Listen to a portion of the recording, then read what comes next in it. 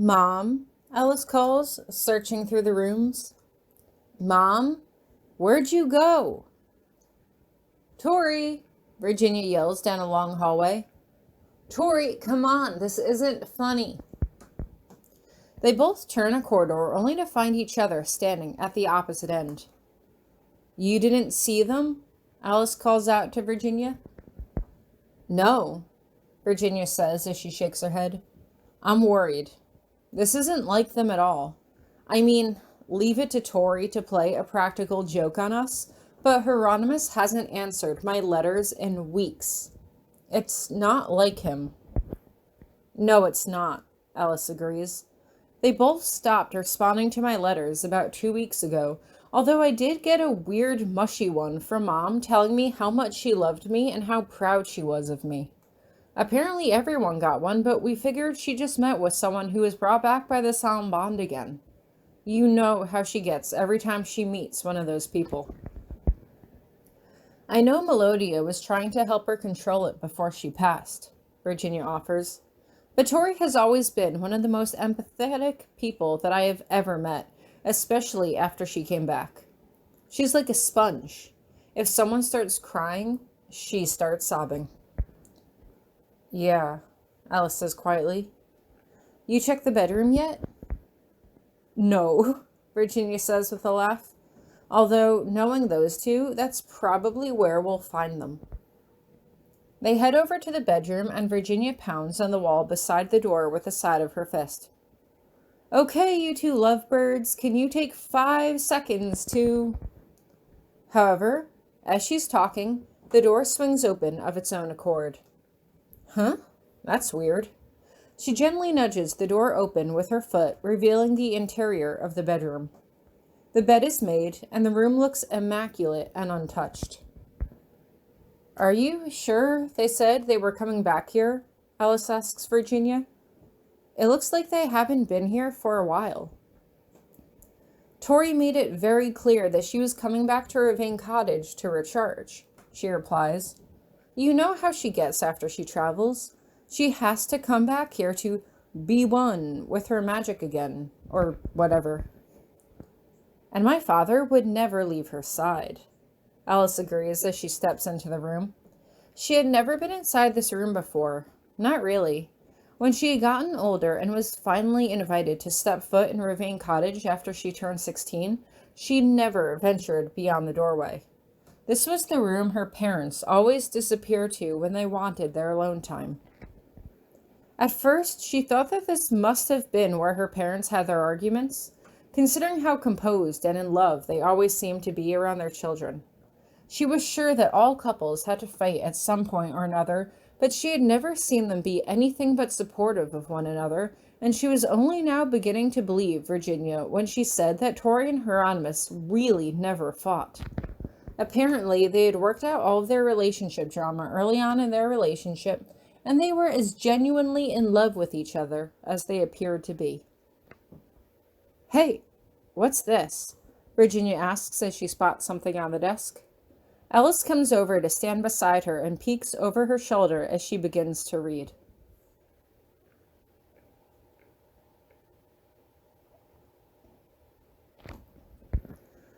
Dearest loved ones, I have no idea how to put into words how hard it was for us to make this decision, but it had to be made. Remember how Hieronymous's colds have been getting more and more frequent over the years? The ones green magic don't seem to cure? I somehow convinced Hieronymus to go to a real medical doctor, and we found out that Hieronymus does not have much longer. If you know anything about Hieronymus, you know that he is a proud man and he doesn't want to watch his body deteriorate. Moreover, he doesn't want to put you in the position of seeing him become old and frail, or worse, being put in the position of having to care for him. So, we've decided to go on a vacation. I think that's the best way to say it. Hieronymus wanted to go by himself, of course, and let me live out the rest of my days caring for all of you, but I feel like my life never really started until I met Hieronymus, and so my road ends where his does as well. It hurts having to walk away, but there is no way I'm leaving Hieronymous alone. There just isn't. And so we're going to be off soon. Hieronymous is working on a letter of his own in the study, and when he's done, he's going to come here, and he's going to pack, and we're going to be off. Please don't try to look for us. I am really awful at saying goodbyes, and this is the best way I can say it because I know you're going to start crying, and then I'm going to start crying, and I think if I had to face every single person I wanted to say goodbye to, I'd be able to form rivers with my tears.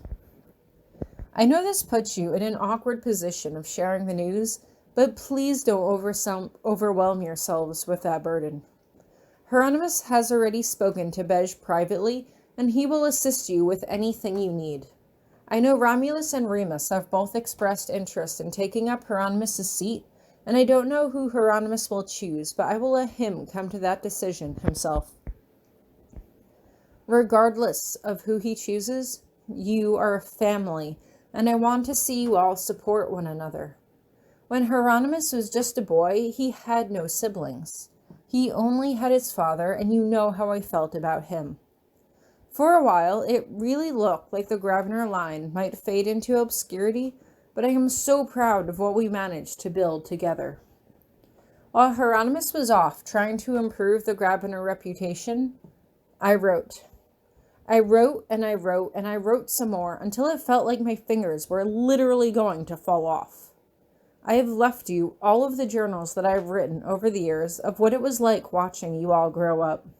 I have left you all of my diaries from when I was just a silly high school girl with a crush on Professor Grabiner. I even tried to track down some of Aloysius's friends that were still living so I could get his history and the history of his parents. That book isn't very long, but it's an important addendum to our family tree. And, yes, I even recorded as much of Hieronymus's life story as he would dare let me record. Even though he made mistakes in his past that he would prefer not to revisit, I think you should know about them. He says that he is worried about setting a bad example for you, but I think it's an inspiring story. He made mistakes, and he came out the other side a better person for it.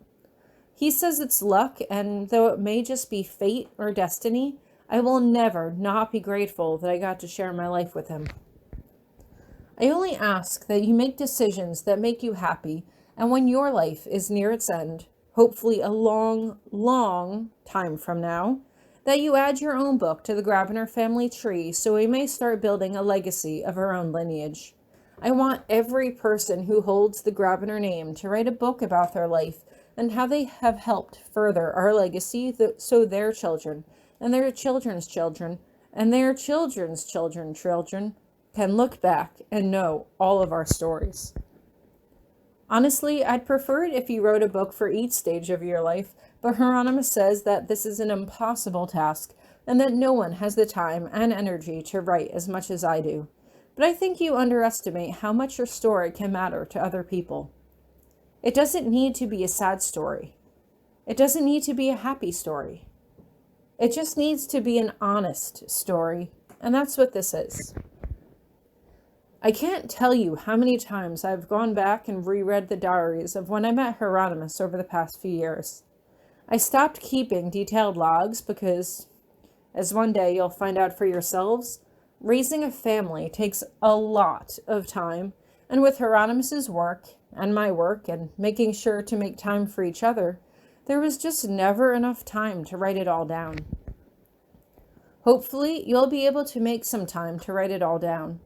When I first started writing my diary on the day I bumped into crabby old Professor Grabby, I had no idea that he would one day become my husband. I had no idea that I would find it unfathomable to live without him. I guess what I'm trying to say is that there is no detail too small or too unimportant to write down. You never know when that tiny little detail or that one insignificant decision, like deciding to run for freshman class treasurer, will change the course of your entire life. I really hope you're not crying right now. I'm crying because I think you already know by now that I am an extremely emotional person, but I don't want you to cry. I don't want you to be sad. You can be sad that you're not going to get to see me anymore because that makes me sad too, but I lived a full life with Hieronymous. We had decades to spend together. We literally spent thousands and thousands of days together, and we tried not to waste a moment of them. I hope you don't either. Whenever you miss me, just reread my story. You don't have to start from the beginning. You don't have to read the whole thing. Just start reading whatever part you need most in that moment. Reread the time Hieronymous surprised me by renewing our vows. Reread the time I started school at Miss Minchin's and I was nervous about fitting in a new place. Reread the time we made up on Valentine's Day after we hadn't been speaking for months. Reread the time we fought Damien side by side when I planned on sacrificing my life to save his because I loved him that much. Even then.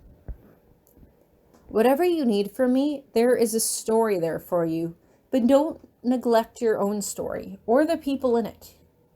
You can miss me in Hieronymous, but you will go on to have adventures of your own, and though I am sad I cannot be there to see it happen, know that I am with you in spirit. Always. I've been having a lot of heavy debates with Hieronymous lately about what we can expect in the after. I think it might be one of those 5 people you meet in heaven type situations where you meet people from your past that help give your life meaning, but I don't know if that's true because I feel like if you pay attention to your life, you begin to appreciate the people in it and the role they played in shaping you to be who you are as you go along. I think, or rather, I hope, that we will all meet again in the Summerlands one day. I imagine that there is green grass and a blue sky, and everyone is eternally young and beautiful, and we all dance and eat and drink and be merry together.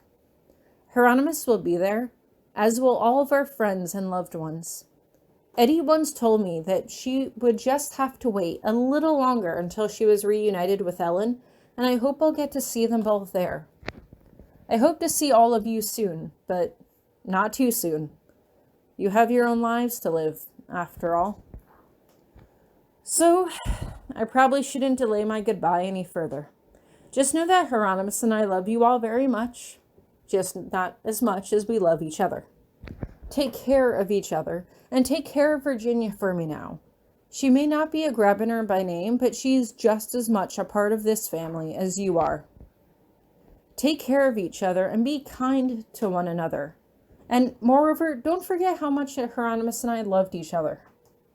That kind of unrequited love is so hard to come by. But if we were able to find it, you can too. Honestly, I'm kind of scared about what's going to happen next. I don't want to fade away and just cease to exist, but if you don't forget us, then maybe we won't have to. Maybe, that way, we really can live forever. Yours always, Tori. P.S. If I had one regret, it would be that we didn't get to go apple picking more often. Try to make it a new family tradition, if you can. Find someone who can try to plant apple trees at Ravane Cottage. I don't know why I didn't ask Hieronymous to try to do this years ago, but it's a great idea. Get a big, giant tree and carve me and Hieronymous's initials into the tree when it's all grown up with magic so it stays there forever. You can pretend we were buried under that tree and it will be our tree. As you know, I've always loved trees.